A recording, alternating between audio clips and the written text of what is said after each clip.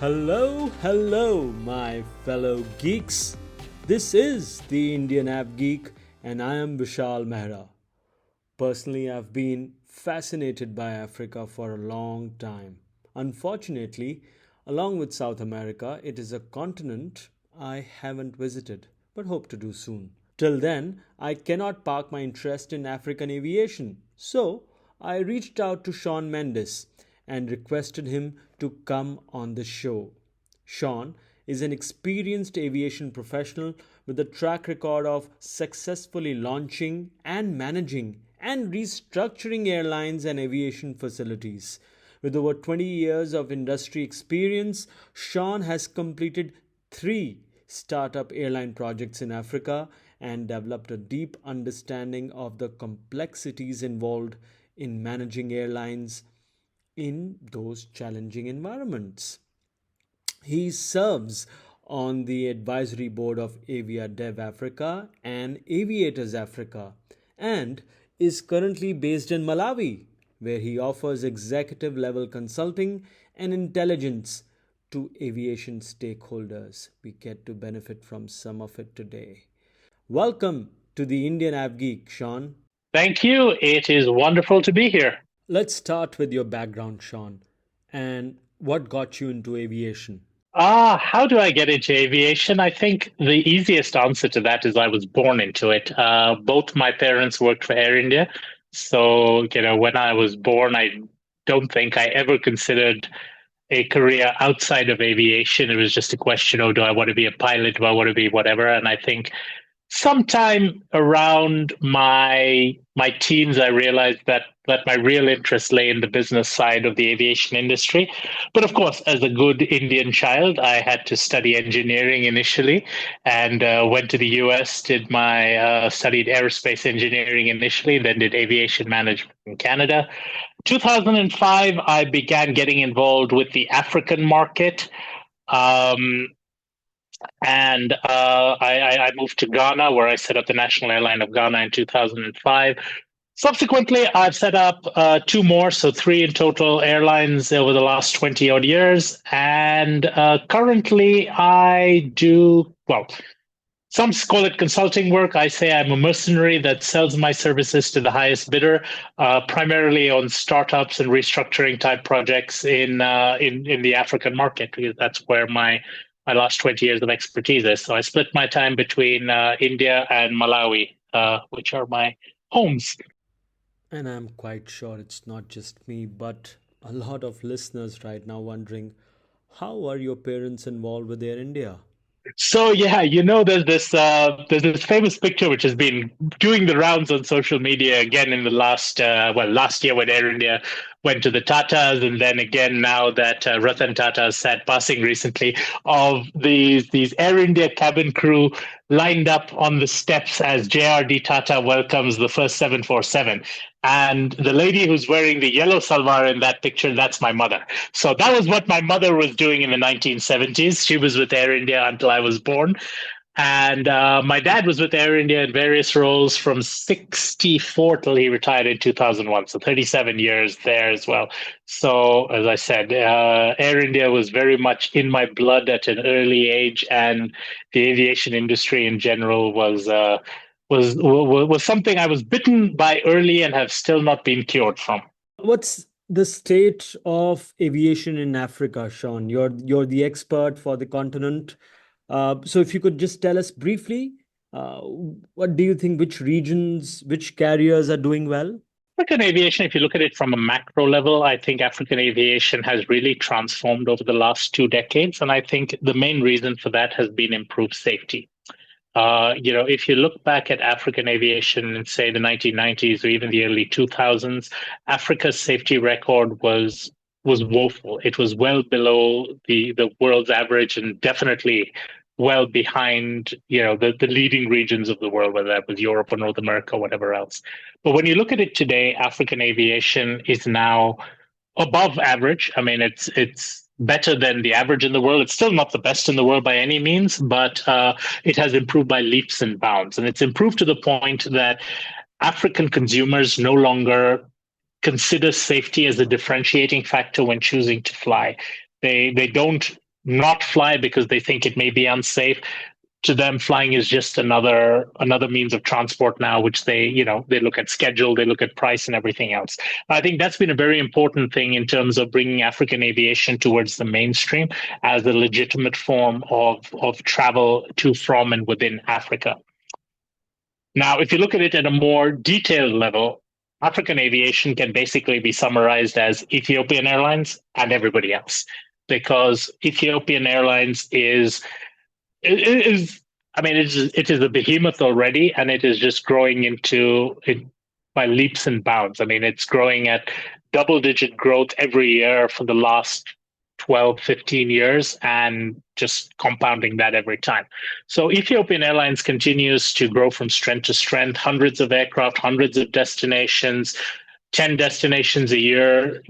Literally every time you open their press release page, you see that they've announced service to another destination or an increase of service here or there. And I think Ethiopian also, with their partnerships with other airlines, they own stakes in Sky Airlines in Togo, they own stakes in Malawi Airlines, in Zambia Airways.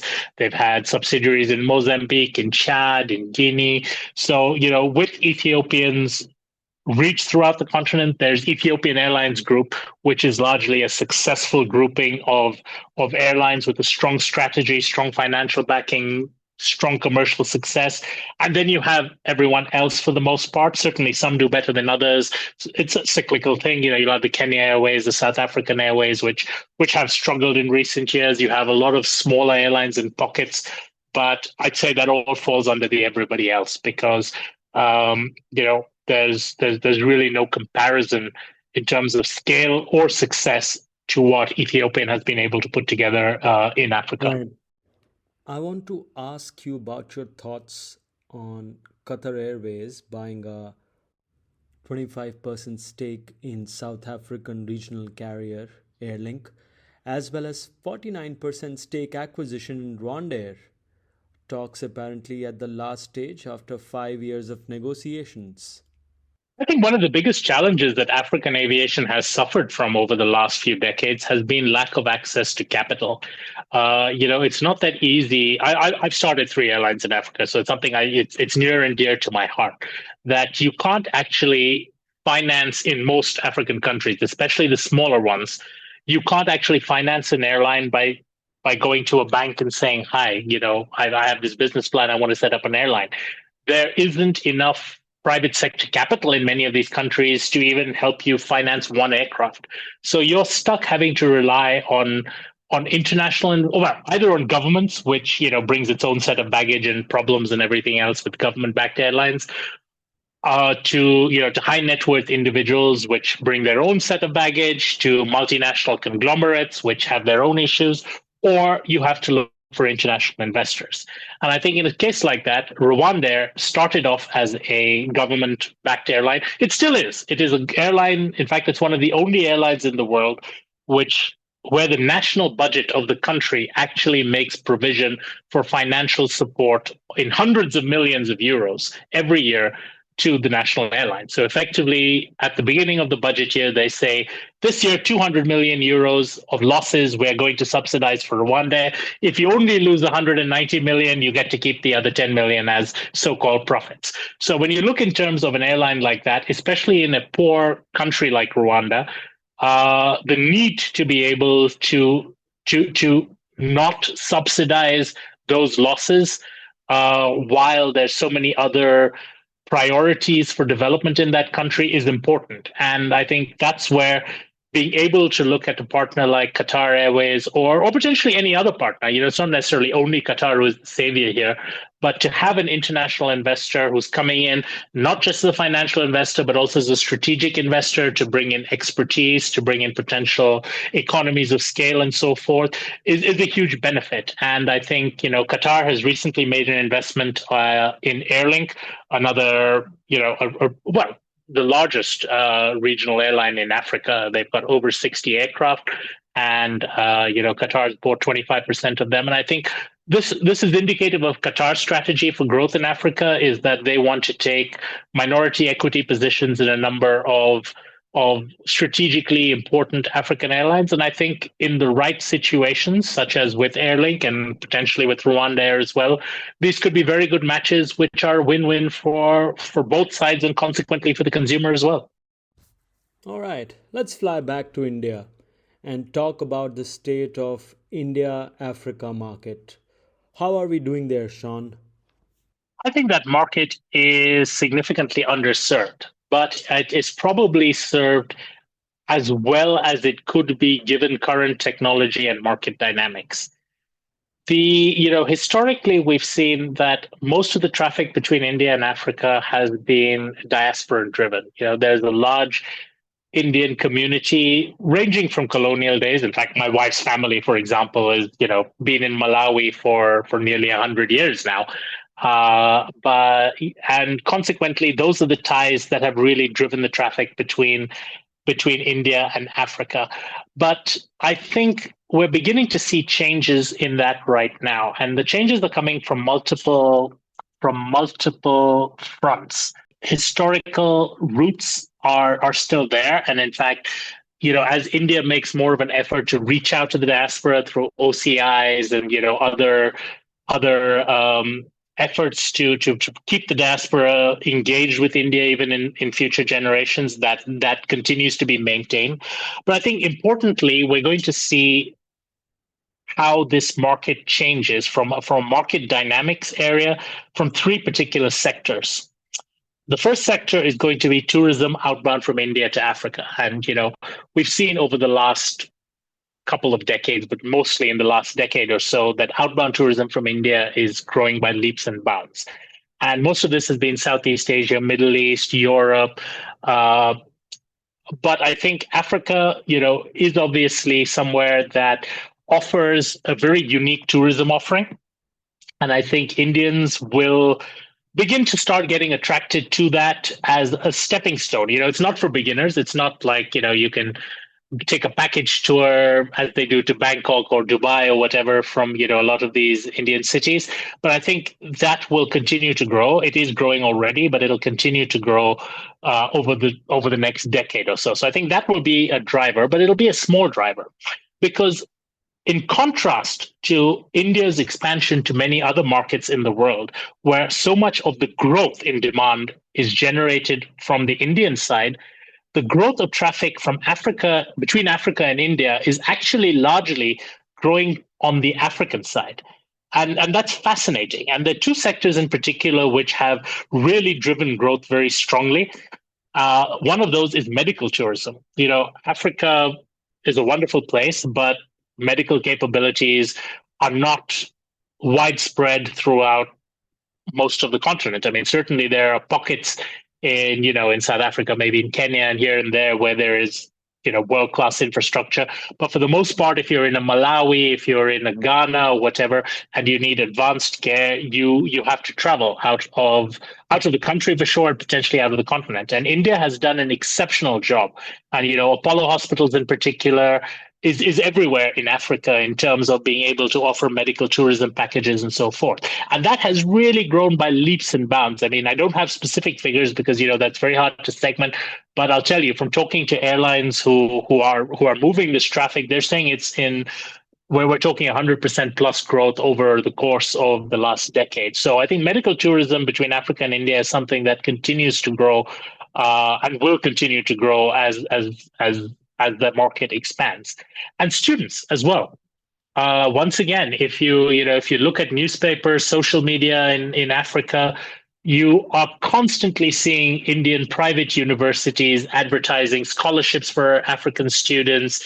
Everywhere you go, when I see people applying for jobs in CVs, I'd say you see as many Africans who've done an MBA in India as you do Africans who've done an MBA, in Europe or wherever else right now. And I think that is somewhere else that India is, using the soft power, using the power of an English language education in the English speaking parts of Africa and generating more demand for Africans to travel to India. So I think, the dynamics of this market are very different, and it's probably why you're not seeing Indian carriers who specialize in India origin traffic really having expanded that much into Africa yet. The bulk of the traffic is still being transported by African carriers into India rather than the other way around. But I think it's a very fascinating dynamic as you look at it. And finally, one thing which may be a short-term thing or maybe a longer-term thing is the COVID pandemic, because in the previous 2 decades, say from 2004 onwards till about 2020,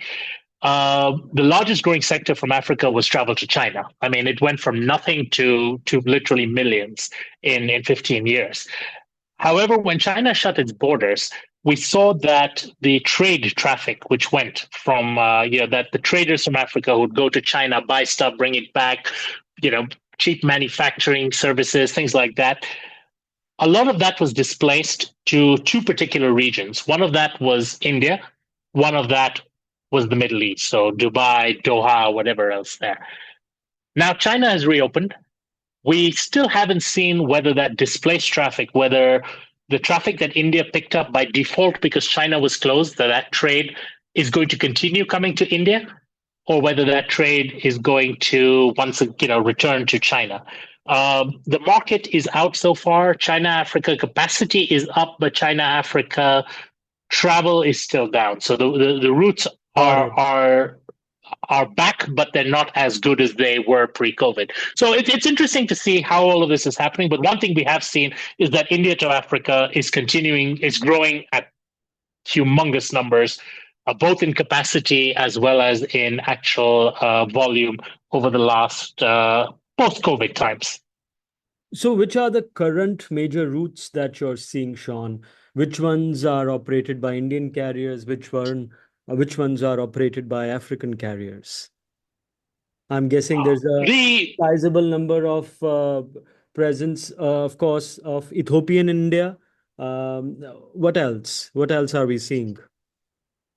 As I said at the beginning, when you're discussing African aviation, there's Ethiopian and there's everybody else. And I think that is probably the reality with traffic to India as well. Ethiopian is currently flying 35 times a week to twice a day to Mumbai, twice a day to Delhi, Bengaluru, Chennai. They've recently got the bilateral expanded to add flights to Hyderabad, so that's expected to come soon. And I think a majority, I'd say an actual majority, 50% plus of the traffic between Africa and India is currently flying on Ethiopian. So when they look at the direct routes between Africa and India, Ethiopian carries most of it. Behind that, you've got little pockets. You've got Kenya Airways, who's flying twice a day between Nairobi and Mumbai. You've got Air Tanzania, who flies 3-4 times a week with the 787, 737, A220, whatever takes their fancy this week, to Mumbai. And you've got Uganda Airlines, which flies an A330-800, usually half empty, from Entebbe to Mumbai as well, 3 times a week. So, other than that, you've also got stuff from the islands. You've got like Seychelles and Mauritius, and then you've got North Africa. You've got Egypt Air, who's made a push, but a lot of Egypt Air's traffic is not actually coming to Africa. It's actually connecting onwards to Europe because of Egypt's geographical location. But in terms of that, again, as I said, it's Ethiopian and the rest of it.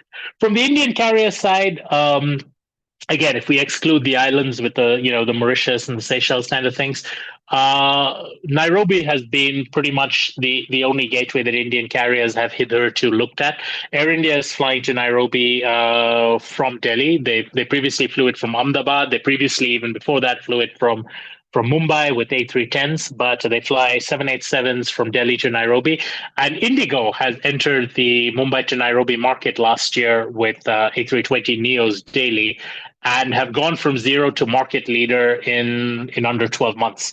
So I think, in fact, that, which is the Indigo model, narrow bodies flying between west coast of India, east coast of Africa, is really what is going to transform the India to Africa market over the next decade or so. Yeah, that brings me to my next question. That's a great segue, in fact, Sean.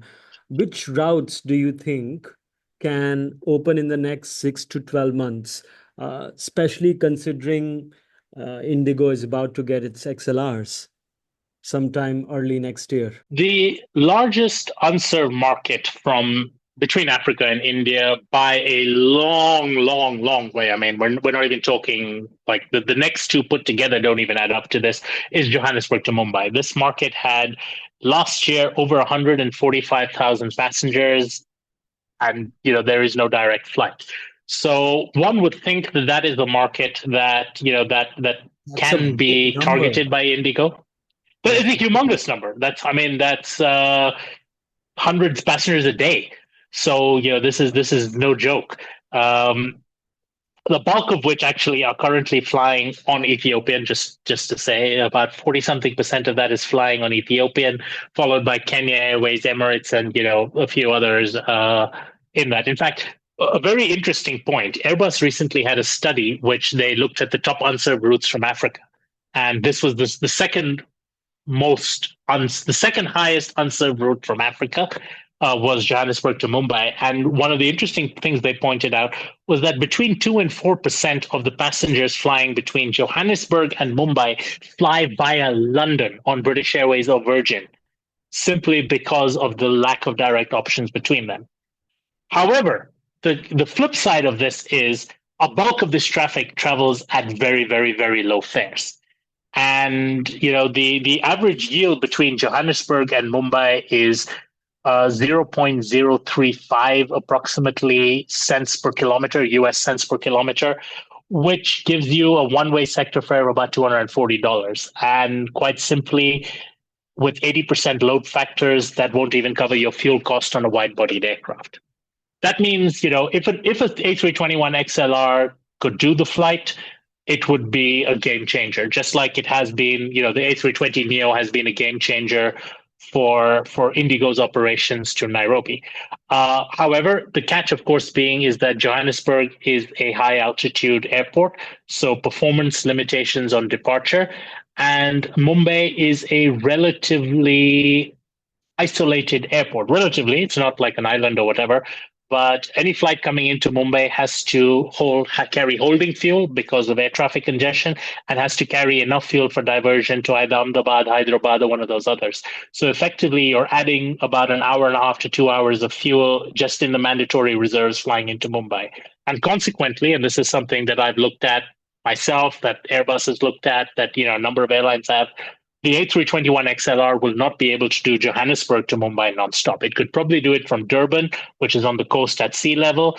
It could do it from a lot of other airports in the region at lower altitudes. But that particular Johannesburg... Would Cape Town be possible? Cape Town's too far. Cape Town is further from Mumbai than London is. So, right. I mean, this is... Cape Town's 2 further hours from... than Johannesburg when you're flying from Mumbai. So that's just a bit too far from that. Cape Town would actually be a 787 type route if there were enough of a market for it. But the reality is the Cape Town market to Mumbai is 45,000 passengers compared to 145,000 for Johannesburg. Durban is 12,000 passengers relative to the 145,000 for Johannesburg. So the solution is going to have to be found to serve that Johannesburg to Mumbai market effectively, rather than looking at alternatives. And I know people have said, oh, what about a triangle route? You can do Mumbai, Johannesburg. You can fly into Johannesburg from Mumbai, which is sea level departure. You can't fly back nonstop. So what if you combine Johannesburg and came back via Durban or something?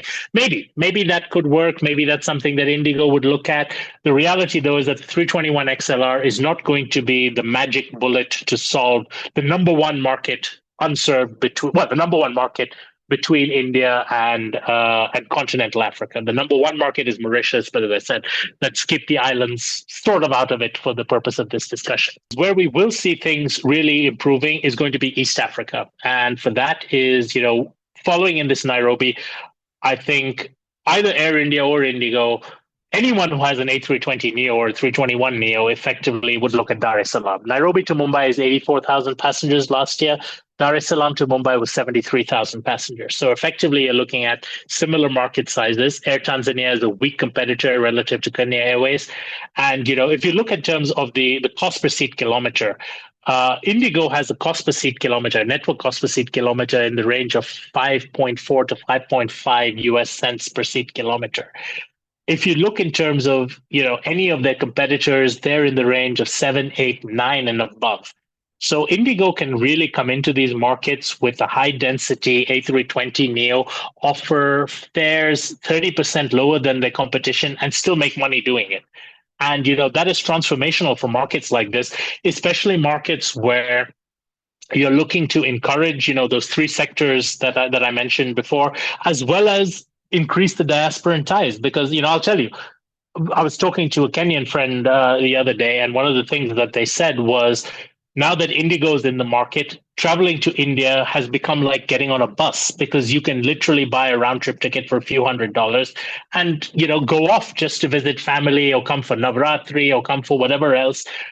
People are actually doing that, and that is stimulating the market further, and which allows better economies of scale. And that's why I think we're seeing further Indian carrier interest in this Nairobi market, where there are rumors of Air India potentially launching Mumbai to Nairobi. There's rumors of Indigo potentially launching a second gateway to Nairobi. Now, whether that's going to be Bangalore or Ahmedabad, there's different versions of that rumor out there. But I think it just goes to show that what Indigo has been able to do in terms of stimulating that market with a very low cost, reliable operation on 320 Neos can be duplicated probably in Dar es Salaam, may be able to be duplicated in Entebbe, although that may be slightly pushing the range of the 320. That may need a 321. And potentially can be used in other destinations down the coast as the economies of scale grow. So yes, I think it's very interesting times ahead for this. I think that the challenge, though, has always been that the Africa side of this is fragmented, while the traffic into India, for the most part, terminates, if not at the metros, but in the metros in a handful of other cities. So, Mumbai in particular has had the main ties from Africa. And that, if you think back in terms of the trading and the history, that would make sense. Gujarat, again, because of the Gujarati diaspora, has had a lot of ties over there. The South has had a fair bit in the last 10 to 15 years because of the medical tourism, people going into Chennai in particular. Ethiopian's route between Addis and Chennai is pretty much a success solely on the basis of their contract with Apollo Hospitals. They 50% of that flight is people coming or going from Apollo Hospitals to Chennai 3 times a week. So, we're seeing that as a humongous driver. But on the Africa side, there are far more fragmented pockets. You've got, certainly Nairobi and Dar es Salaam are big numbers, 80 and 85,000. But for the rest of the point, other than a handful of those, the Lusaka, Lagos, Cape Town, and Entebbe, there's nobody else above 30,000. When you start looking at the Addis, Kinshasa, Lubumbashi, and things like that, these are all in the 20,000 passengers a year. So those are still need to grow a lot more before non-stop service from India really becomes viable. And this is where the African carriers who have the ability to hub in Africa and collect from these points into a strong hub in Addis and Nairobi or wherever else still have the advantage over Indian carriers. While on the east coast of Africa, for these high O&D points, I think the Indian carriers will have the advantage. Now, of course, as Indian carriers grow and develop their own hubs and have, better connections to Central Asia, to Southeast Asia, and things like that, Africa to those destinations via India becomes a natural connecting point. And, as that happens, you'll see routes which are currently not viable on O&D alone become more viable. And that's where I think the XLR will really be able to now open up more coasts, more cities in Central and Western Africa, potentially maybe a Lagos, Kinshasa, and things like that. Yeah, I mean, I was about to ask you about Lagos, and I was also thinking from a Delhi market perspective. There is Air India serving Delhi Nairobi on a 787, but and we were also talking about how Indigo can stimulate a market when it enters, right? We're seeing that in many markets, in fact, in Central Asian republics also, and we have discussed that in the past in our shows in the past.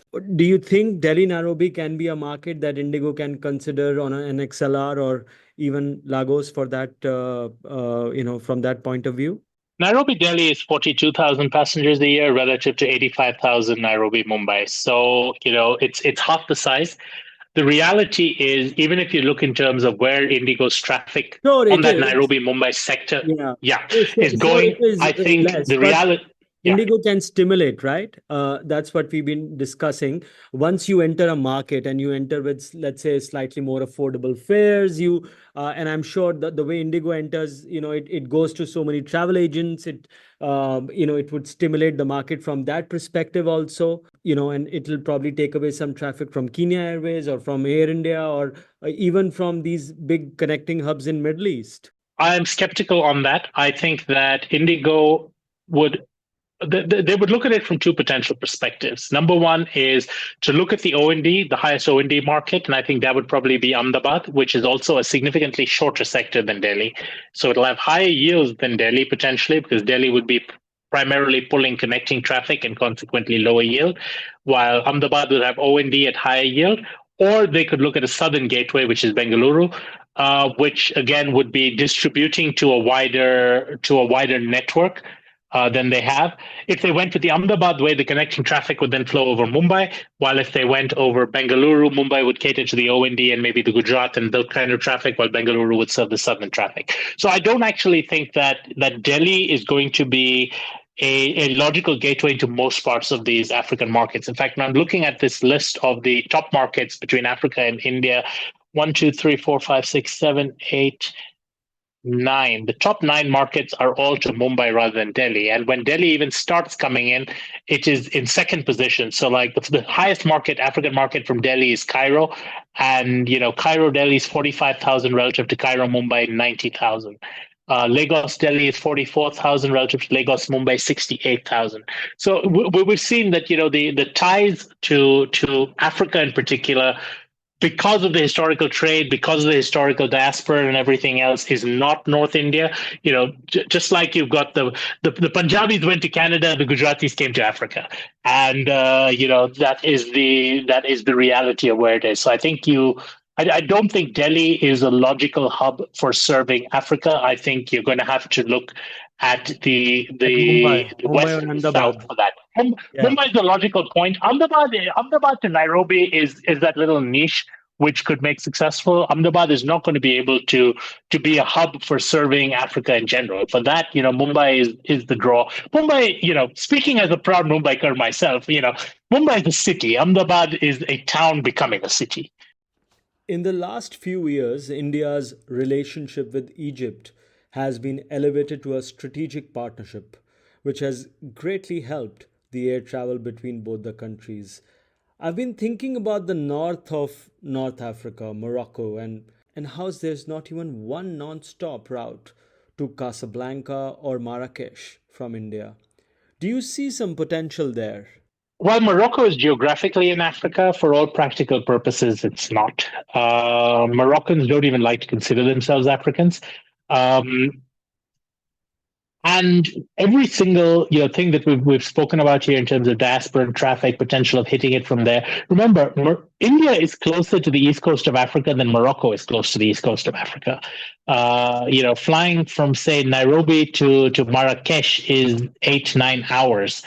While it is technically in Africa, it is a very, very different dynamic. It's actually more of a Southern European dynamic rather than, than it is in terms of that. Certainly, I think, as I said, outbound Indian tourism to these hitherto non-traditional destinations is a growing sector. We've seen it all over. We've seen booms in Central Asia. We've seen booms in in the Vietnams and places where Indians have not traditionally gone until now. And Morocco is already seeing some benefits of an e-visa policy and so forth. But I don't think we're going to see Morocco reap the same kind of benefits that the rest of sub-Saharan Africa in particular is going to, in terms of ties to India, in terms of India's focus as well. That kind of thing is very much going to be concentrated on sub-Saharan Africa, and even further concentrated on Eastern and Southern Africa, to the exception of Central and Western. Do you see any new airlines entering the market, Sean? I know for a fact that Akasa has got East Africa on their list. The question is how much of that potentially unserved or underserved market is going to be left for them once Indigo and Air India, jump at it in the next few months, while Akasa is obviously looking in a period of years, judging by how their aircraft deliveries are getting delayed by Yeah, Boeing and, that's a all very the issues there. yeah, that's right. So definitely, I think Akasa, it's optimal for their model. You've got 737 Maxes; those can hit the same markets that we've been discussing: the Nairobis, Dar es Salaams, Cairos, and stuff like that, nonstop. You'd want to take advantage of that. But do you want to take advantage of that if Indigo has come into it with a 5.5 cent cost per seat kilometer, which, no matter how good Akasa's costs are, you don't want to poke the bear. And they're probably better off in looking at Middle East, where there's better yields to be had than getting into a bloodbath in a market that needs to be stimulated. While the Middle East market just has never needed stimulation from most of India. That's right. And I think if somebody like Akasa serves, let's say a Cairo or even a Nairobi for that matter, they would still require lots of local feed, which they'll need to figure out. So that'll be complex. Okay, one last question quickly, Sean. There we've been, in the news we've been reading and hearing about this Adani Airport controversy in Nairobi. Do you have any comments on that? I have plenty of thoughts. I have refrained from trying to voice them publicly because it's a no-win situation if I speak the truth. But I think what I can say is I think Adani's in the wrong place at the wrong time, unfortunately. I think the political situation in Kenya right now is such that if the government brought forward, a proposal to fix the airport from a conglomerate made up of the Prophet Muhammad, Jesus Christ, and the God of Ram himself came together and put a proposal, people would be suspicious of it simply because they don't trust any deal that the government's bringing to them. And I think, Adani, whether it's a clean deal or not, I don't know the details of it, but I'll tell you that the opposition to any government proposal in Kenya right now is probably going to kill any potential foreign partnership on an infrastructure project there for now. So I think Adani's probably going to have to back off on it and then revisit it maybe towards the latter part of President Ruto's term, or maybe, after his term is over in a couple of years' time, and, with the new administration, look at it in a less tainted light. But I don't think that's to do with Adani's side of things. I think that's just to do with the Kenyan politics and the situation in Kenya right now. Sean, this has been enlightening. We can keep talking forever, but for now, allow me to thank you. My absolute pleasure. It's been great being on, and I hope to see the India-Africa market growing so strongly that I get to be a more regular guest. I certainly feel more richer in my knowledge about African aviation after this episode. Sean was wonderful. Well, time to say the usual things before we say adios for the week. As always, we are streaming on Spotify, Apple Podcasts, Amazon, and all other major podcast apps. Do take out 30 seconds, rate us, and leave us a feedback. It helps. And with that, I wish you well and happy flying, my friends.